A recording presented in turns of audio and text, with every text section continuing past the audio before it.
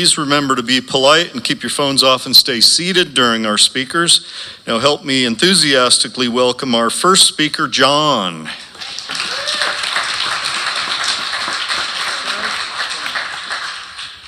Hi, my name is John, and I am an alcoholic. How you doing? I started out my drinking career at 14 years old. Got my first taste of it in freshman of high school, and continued to drink quite heavily during high school. Managed to graduate anyways. Then I joined the military because I knocked up my high school sweetheart. And I started drinking quite a bit in the military. After that, I became an air traffic controller in the military, and that was my career for the next 26 years. I would say a functioning alcoholic, if there's such a word that matters. Like 2.5 days a week, I was pretty wasted, but I managed to show up to work.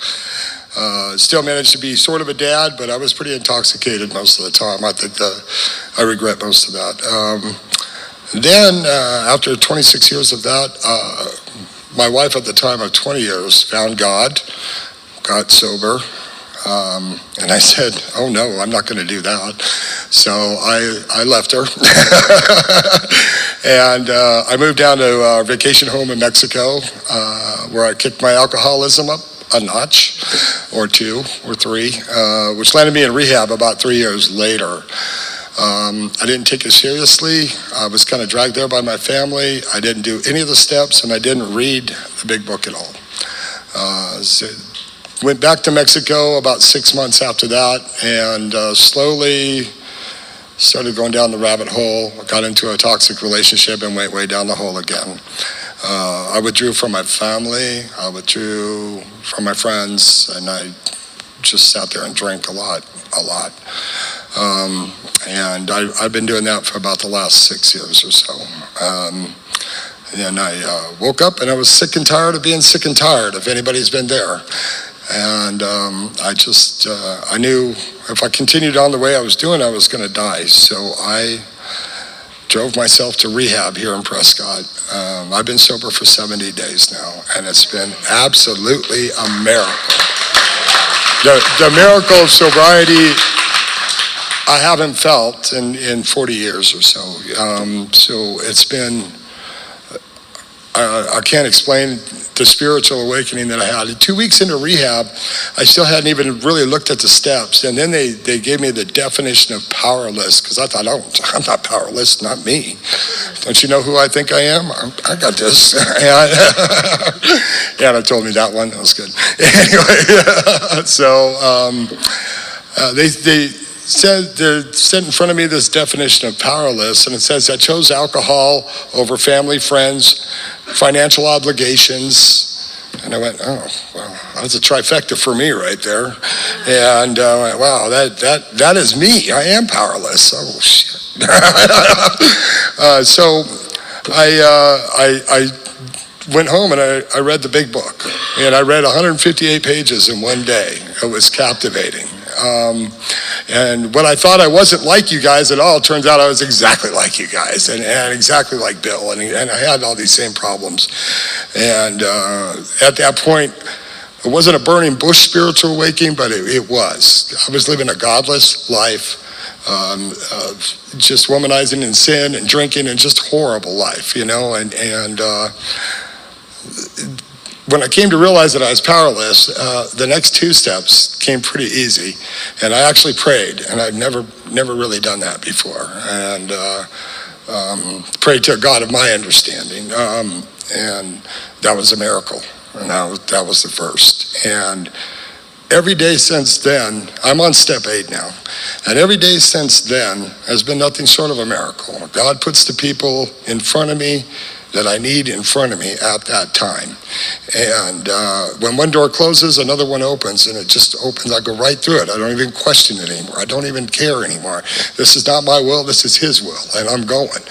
And that keeps on happening to me ever since.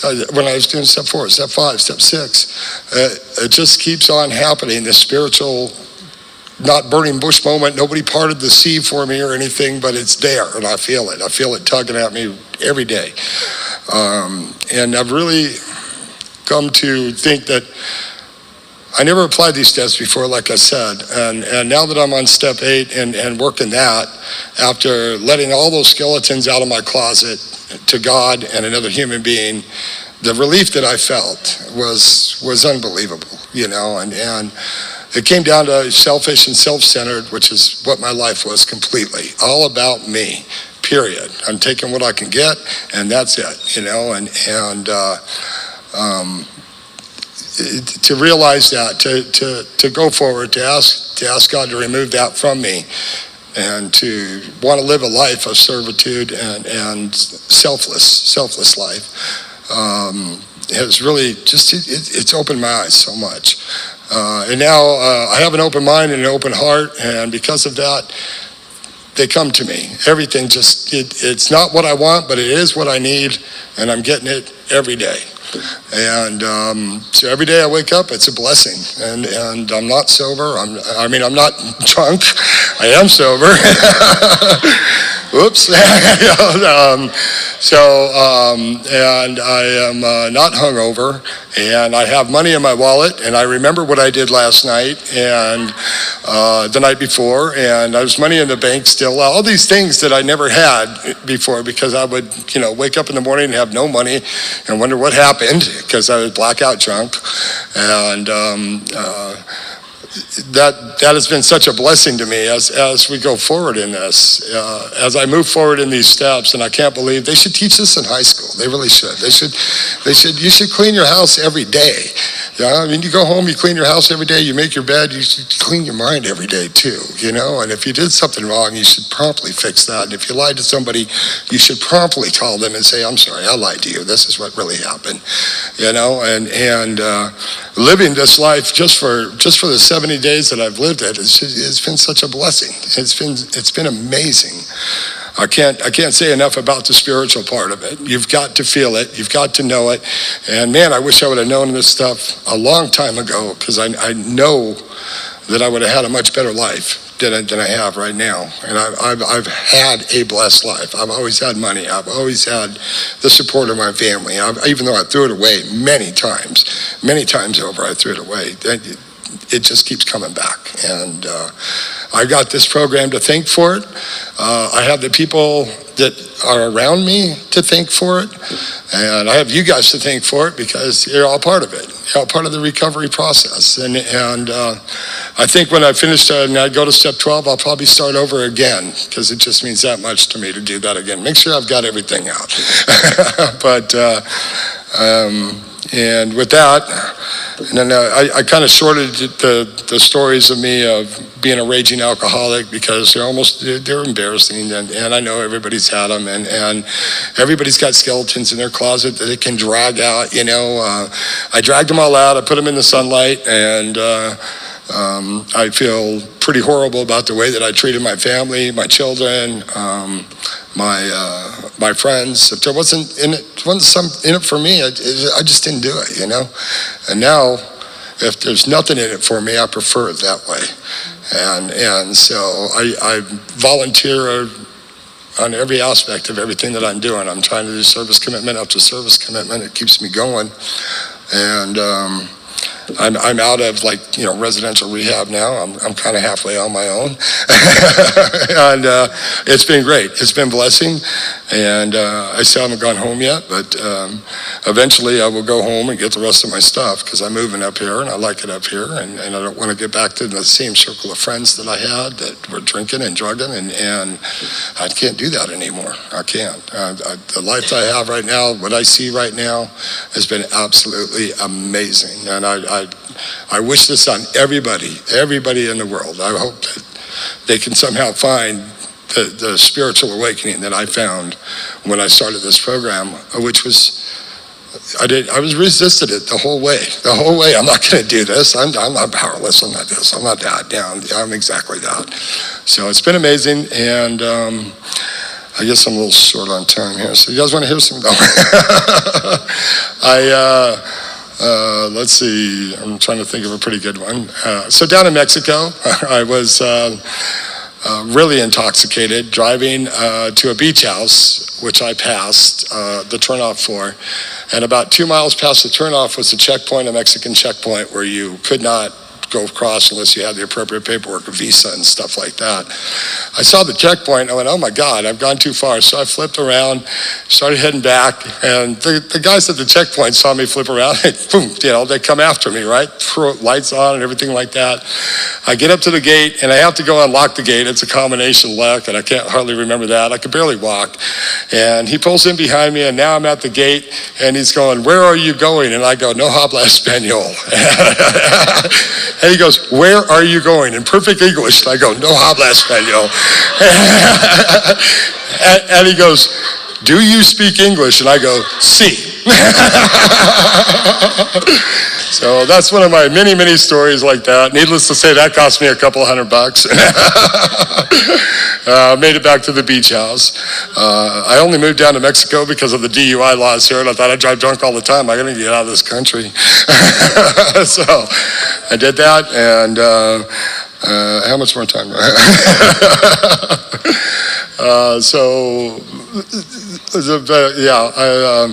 I had a lot of regret and a lot of resentments that I had to get out of my head, which felt unbelievably good. And my resentments were that of a 12-year-old. They were childlike resentments. And when I realized that, well, you hold on to these resentments for years and years and years, taking up space in your head. And so that was one of my things there. The steps are just amazing. And I can't say enough about the spiritual part of the steps. I live a God-conscious life now. And I plan on keeping it that way. With that, I'm going to close. Thank you guys for hearing me out. I appreciate it.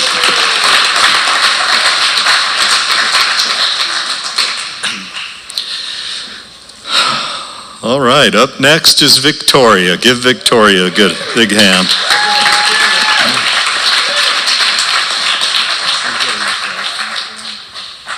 Hello, everyone. I'm Victoria. I'm definitely an alcoholic. And if you'll just give me a moment, I'm going to invite my higher power in because I'm really nervous.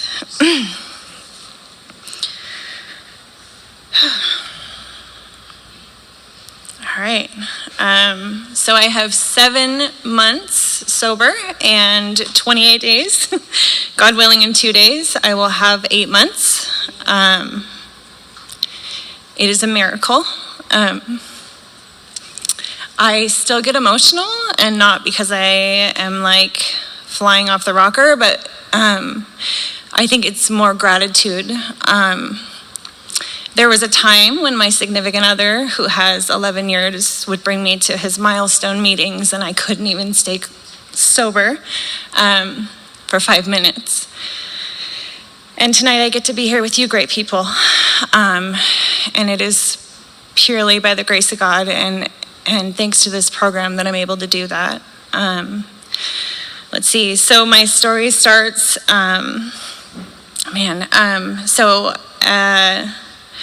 I was put on this earth, and the 2 people that were supposed to take care of me also suffer from this disease. And so at 14, I was emancipated and on my own, and the world hit me like a ton of bricks. And I was a scared little girl, kind of just like catapulted into this universe. And it was soon after that that I found alcohol, and I will tell you that all the promises came true when I put that substance or alcohol into my body. I was able to navigate anything and everything. I was amazed before I was halfway through anything, and I had this false illusion that everything was going to be okay. Fast forward years and years of damage and chaos. It's like, I've heard it said, other people share too, it's like it stopped working at some point. When I got here, I had experienced, this time around, this is not my first time around in the program, and this time around, after going back out, I had experienced incomprehensible demoralization. My disease had convinced me that I was no longer fit to be a mother. I had lost everything dear to me. I had an open homicide case. I have 6 years of prison over my head for other stuff. I'd completely abandoned my family, anything that I loved, and I lived to drink and do other substances, and that was like my complete existence. And it just wasn't working anymore. It was terrible. My disease, I mean, at the end, it's like, man, it was like the same common denominator every time I would go back out. And I'd have like these short bouts of sobriety. So I've been to 19 different detox facilities, 5 different rehab facilities, jail numerous times. And, you know, I do really good for a little bit of time, and I would convince myself, I would always convince myself, like it would just take the edge off, right? Because everywhere I went, there I was, and I couldn't stand to be me. And I couldn't stand you, right? I just couldn't stand life on life's terms. And I had eventually gotten to a place where, like, I was okay to die. Like, I had convinced myself there was enough people in this world that would take care of my little girl. And love her and care for her like I wasn't able to do anymore. And that she and everybody that I loved would be better off without me. My story wasn't I would lose all the outside stuff. It always was the same. It was like I would end up in the driver's seat of my car in Scottsdale, completely alone. You know, with all of the alcohol, men, money, things you could imagine, right? All these things that I told myself for so long that like I needed to feel full. And I was dying inside. It was terrible. And it was like sooner and sooner and sooner when I would go back out that I would get to that place. So eventually I surrendered. And I had to have divine intervention to do that. Compliments of the Yavapai County Sheriff Department. I was arrested in a detox facility parking lot on my way up here to go to detox, and that's where my story began in Prescott. And I thank God for that every day.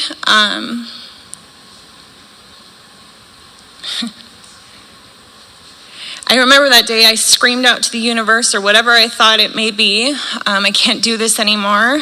There was a Glock in the car, and I knew there was, from somebody that came and picked me up to take me to detox. And if I wasn't going to detox, I was definitely going to end my life because I was just miserable. And so it began. I spent 60 days in the Yavapai County Jail, and I truly believe I needed that time to kind of like sit down and take a good look at my life. It gave me enough clarity to realize that maybe all those things that my disease had convinced me of wasn't true and valid, and that maybe if I gave this thing another chance, it's like it couldn't be any worse than what I was experiencing before. Like I think I had actually like reached a bottom that was unlike any other before. So I dove right in, and I did everything that you guys told me to do. I got a sponsor, I got a service commitment. I hung out with people that were doing the next right thing. I did things that were uncomfortable. You know, as a mother, I always put my daughter before everything. And I think in my previous attempts of, sobriety, that's kind of where I fell short. What I know to be true today is that anything I put ahead of my sobriety, I'm going to lose, right? And so I think society has a part in that, and my sick brain has a part in that. But I finally surrendered to the idea that I would be far away from my child and able to do this in a different place so I could focus on me, right? Because I was the problem. And so, yeah, that's what I did. And it's been working so far. And then I went out for a week to just kind of test the waters and see if I still was an alcoholic, and I still am an alcoholic. And it got really bad really quick. And in that small amount of time I had I had gained some things back and people that I never thought I would have in my life, and life got really good, and it was crazy. It was like I couldn't even drink enough alcohol to like get a buzz, and nothing. It's like I feel like my mind goes back to these like old behaviors, right? Well, this used to work for a while, but it hasn't worked for a really long time, and it was just the same that week that I went out. And I luckily had formed a really great support group up here of people who are in this room, who took me to detox again, and that was like the final like surrender for me. I think that surrender is a common theme in my life today. I am on a second step, and I have a fundamental idea of what God is and what that looks like for me. I know that it exists. I had a sponsor years ago that would answer the phone and tell me, is it odd or is it God? And hang up on me, and it used to piss me off. And now I get it, right? I'm clear enough today that I see the coincidences, and I'm able to do that. And for that, I'm so grateful. I will tell you that life gets lifey. It hasn't been easy. I have a lot of great ideas, and such as going to the casino because I'm an adult, and don't you know I need to do something that adults do since I can't do all of these other things. And I can tell you that my disease manifests in all sorts of different ways. And then the pain becomes great enough, and what this program has taught me is that I don't ever have to do this alone, and I get to pick up the phone and call another alcoholic and tell on myself and utilize what I know to be true and the steps of this program and my understanding of a higher power to get through things today. It's like the most powerful things I think for me are the cliches, right? Like these little things that people say in mid-conversation or that you hear at a meeting, like, really, we only have to make it 24 hours without drinking, and then we go to bed that night. And I'll tell you, some nights, it's like I don't have thoughts of drinking, but life gets lifey and life gets hard, man. And people are people, and I have no control. That story in the Big Book about the actor trying to be the director and do all these things. And I don't know, I feel like for so long in my life, I was always 10 steps ahead of the game. And it's safety, right? Safety is a common theme in my life. Like if I'm 10 steps ahead of the game, then I'm safe, right? If I make all these moves and I fly through life and I'm doing extra everything, like everything's gonna be okay, because that's how I had to live, being on my own for so long. And I will tell you that is no way for me to live. I didn't get sober to survive. I got sober to live, and today I practice to do that. And how I do that is by surrendering and allowing God to kind of like work in my life in ways that I am not able to. And it's a process, man. Like last week I was doing really great and things were going well, and this week it's not so great. And then my sponsor asked me to speak, and I'm like, seriously, right in the middle of the chaos, you want me to speak? Like, what do I possibly have to offer? And then I remember that when I had 1, 2, 3 days sober, like I sat in those chairs and heard something that resonated, and there was hope, right? Because I was hopeless forever and ever. And so I show up, I suit up and I show up, and this is not easy. And it's not easy, but I am overwhelmed with gratitude, and I'm honored to be able to be on this side of the fence. I have to remember where I came from, right? I think gratitude is also so important in this journey. What my life looks like today, oh man. So I have a relationship with my daughter. I have a support group beyond my wildest dreams. I never have to be alone, ever. Even when I want to be, it seems like there's people. And that's a gift for an alcoholic like me. I spent many, many nights alone and, hopeless. I live in solution today. I take suggestions. Even when I kick and scream for a little bit, like it's like it's like I never take the easier, softer route. Like, it's always like kick and scream, and then I like, okay, I'm gonna take this suggestion, and I do it, and I'm always like mind blown. This program has given me a life beyond my wildest dreams. I feel like everything that I thought alcohol gave me, it just took a little bit longer.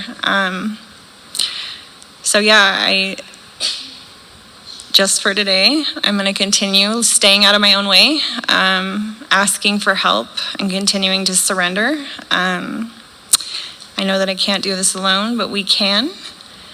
And I'm so grateful for that. I'm grateful for a higher power of my understanding, and that I don't have to figure out all the answers all the time and be 10 steps ahead of the game.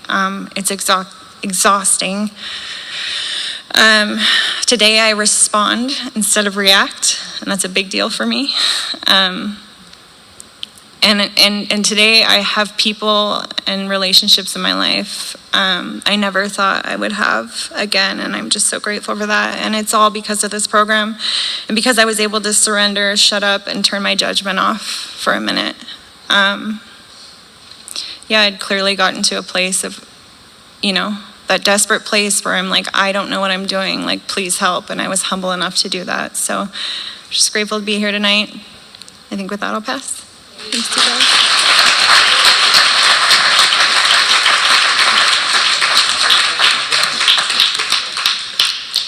Now we have Rob. Welcome, Rob. Oh, I will. Hey, everybody. My name's Rob, and I'm an alcoholic. It's hard to follow that. Good job.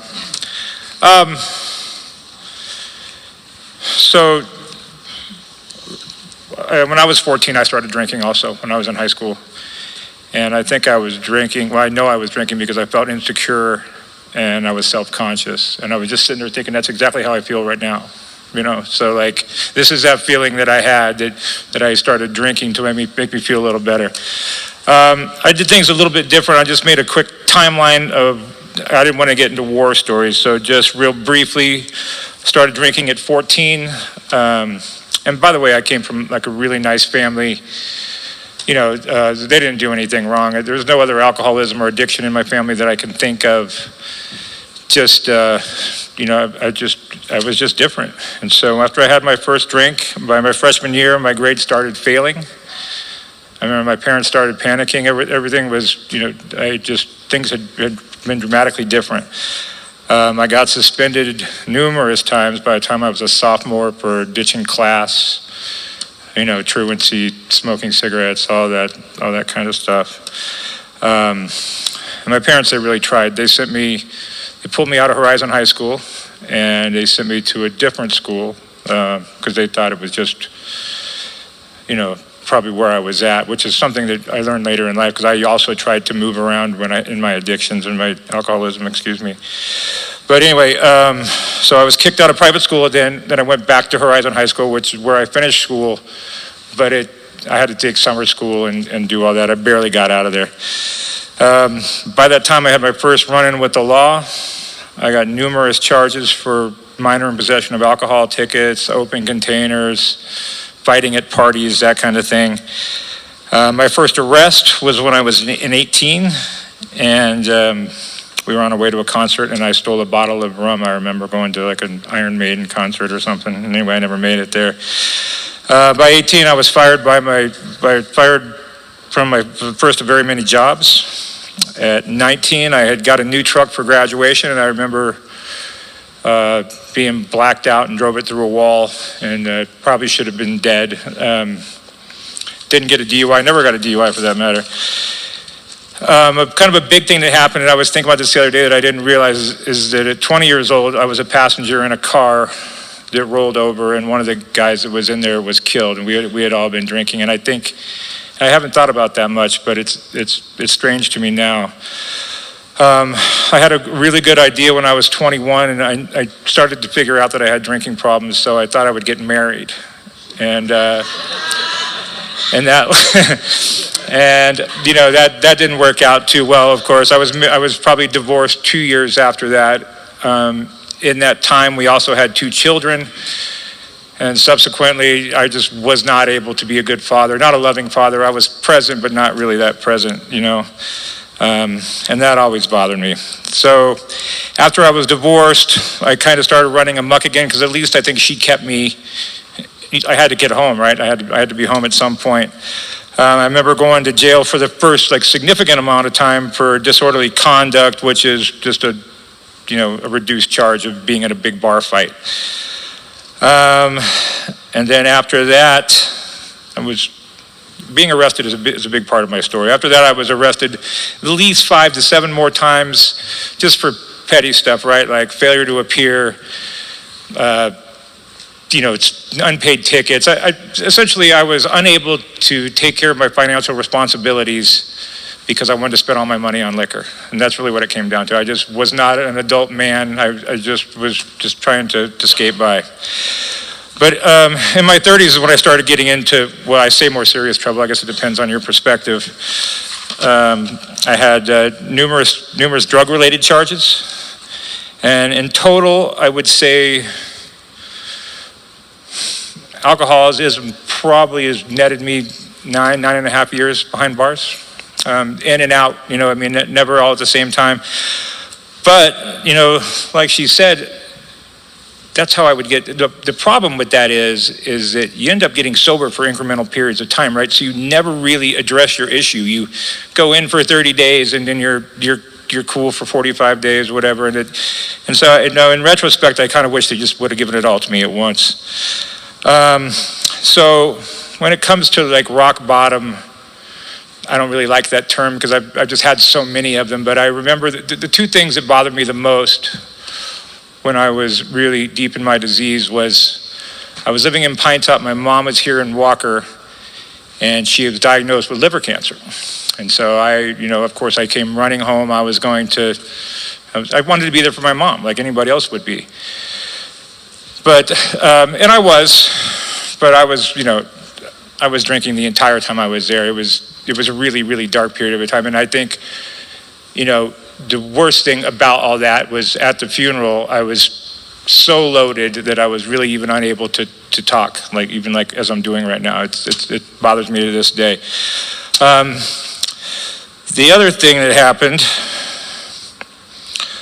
was, so then I was arrested for the final time, God willing, in 2016. And I knew then I was going to get some serious time.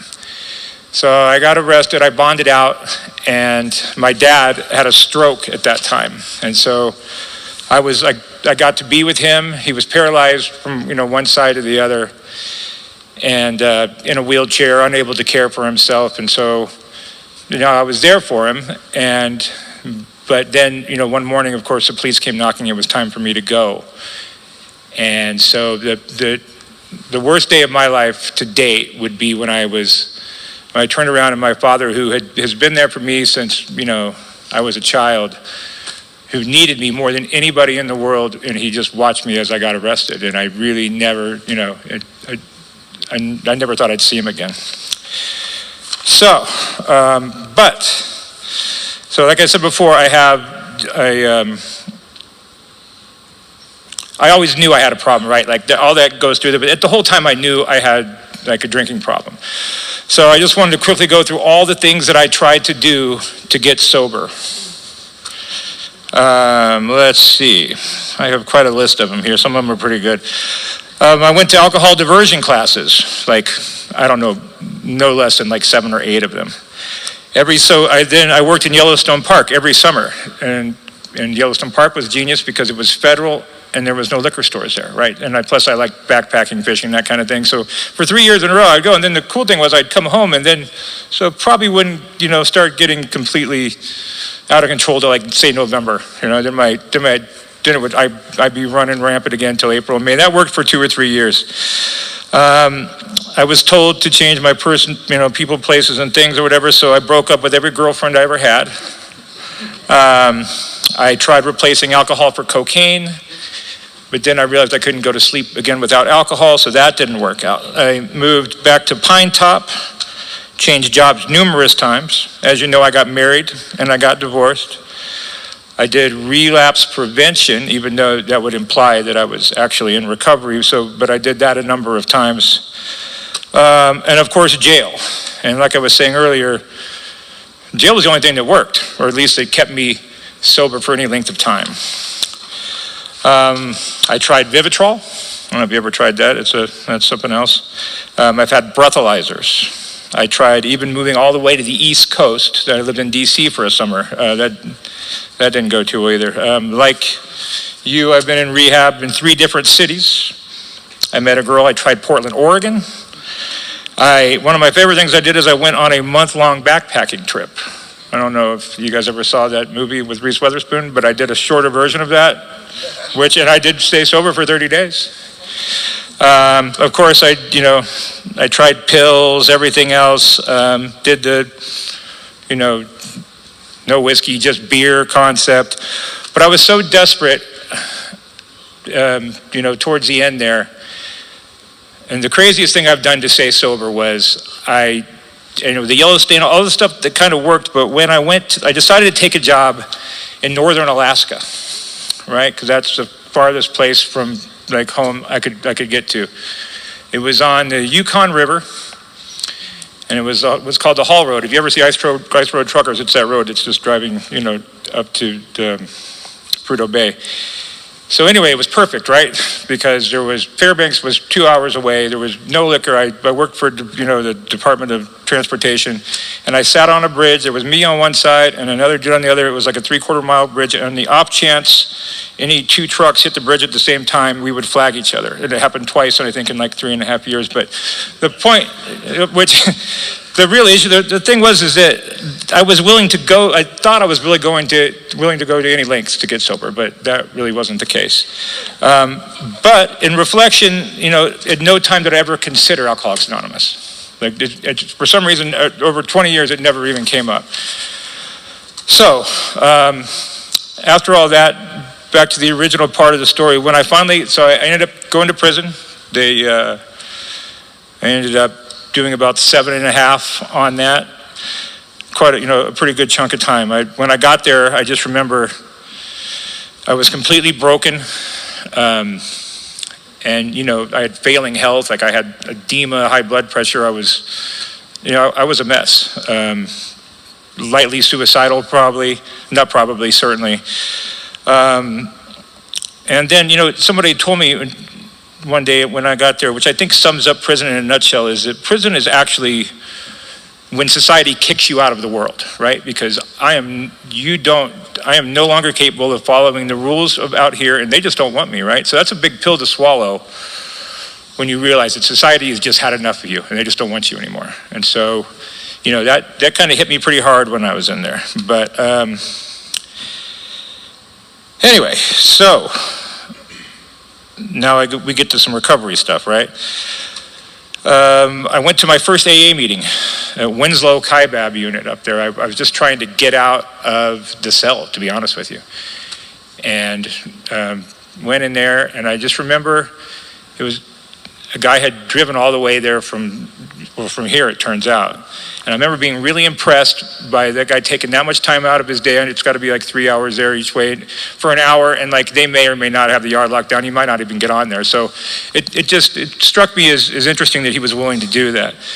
And I don't know, I think I was telling Anna this the other day, I don't know what he said, but something that he said just completely changed my perspective. And I knew that I was in the right spot, right? Like this spoke to me. This is the first thing I'd ever heard that made some sense to me.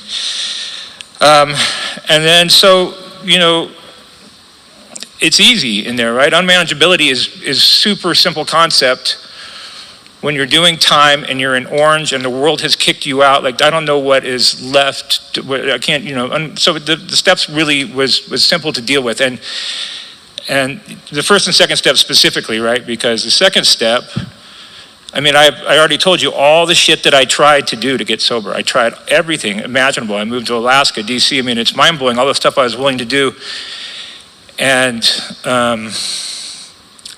so why not try God, right? It seemed sort of far-fetched, to be honest with you at the time, but I had tried everything else, right? So why not? And that's all it took was just just a little bit of just belief in, that maybe a power greater than me could restore me to sanity. That's really what it came down to. And that specifically for me, that's why I love that step so much, because that's what changed my life.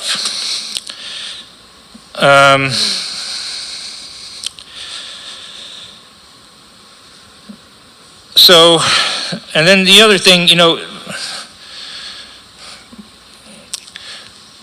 I guess when you're in meetings in prison, and it's no different, right? I mean, clearly this is all different. It's not as nice, but you get very comfortable there. And we were talking about this at dinner. You get very comfortable. You get to see the same people every day. So this is awkward for me, right? Because I don't know these people. So the recovery there is a little more simple. And I remember as I was getting more close to release, I started to get like extreme anxiety about what meetings were going to look like when I got home. Are you guys going to think I'm okay? Do you care that I was locked up for a few years? All these little things that run through your head when you're an alcoholic and you're getting out of prison. So I had this tremendous fear, right? Fear of the unknown. And but that's the funny thing about that is this is why that I'm convinced that I have a higher power, and he works in my life, is because when I got home, you guys he's not here, but I'm sure you guys all know Michael. I got home, I didn't know anybody in the programs here, or I got on like my little, my phone, and then, I found a meeting list, didn't have any idea which one to go to. I get this weird text from some dude I don't know.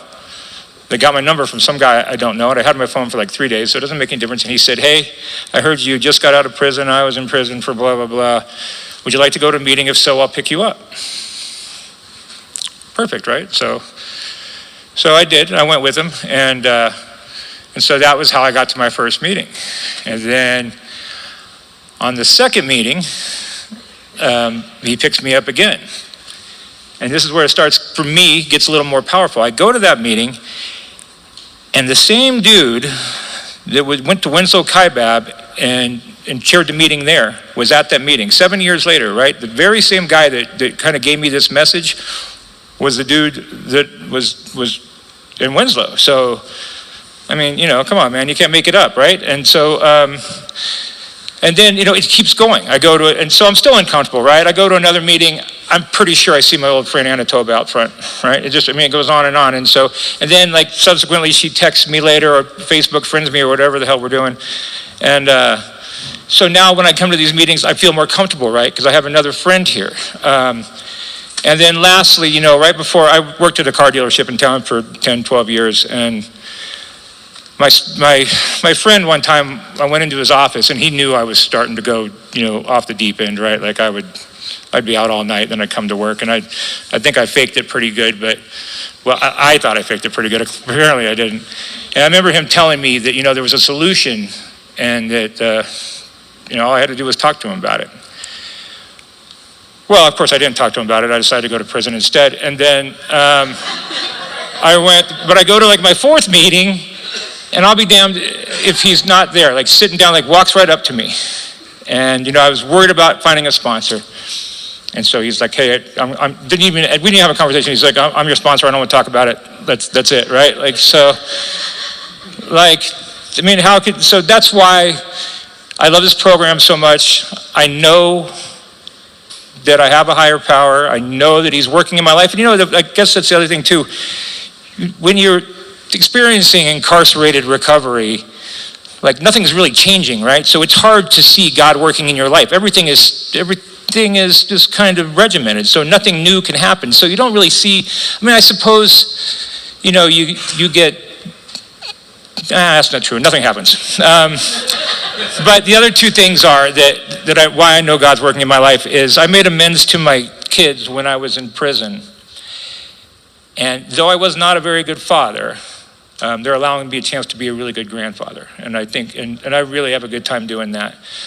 The other thing is that my father, who I thought what the doctor said was going to be gone in 6 months, managed to stick it out. And he's still here today. So I get to be home, and I get to take care of my dad, and we have a pretty good time. And, so I'm just so grateful to, I'm so grateful for this program, and I'm so grateful to my higher power for letting me even stand up here today. And the last thing I want to say is, when I was there, I always struggled with God's will because it's hard for me to decide what God's will is going to be when I'm in that environment where you just spoke about. And so, I thought it was going to be some big miraculous, like deep, big thing. And really all that I think my higher power wants me to do is he wants me to be sober today. He wants me to take care of my father and family, and he wants me to be a man of integrity. And so that's what I'm doing today, and that's what I plan on doing tomorrow. And thank you all for listening.